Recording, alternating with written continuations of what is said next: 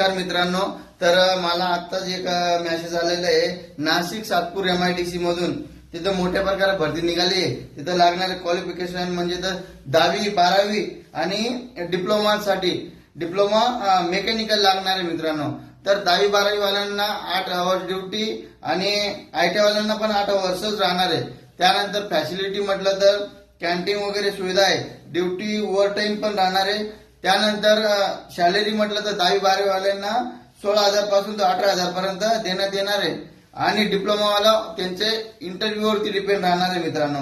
तर ज्या कोणाला जॉब वगैरे लागत असेल तर तुम्ही खाली दिलेल्या नंबरवरती कॉल या मेसेज करू शकता. काय करणार नाही, समजा मी कॉल नाही रिसिव्ह केला, तुम्ही रिझ्यूम पाठवलं तरी चालन आणि नंतर मेसेज केला तरी चालन.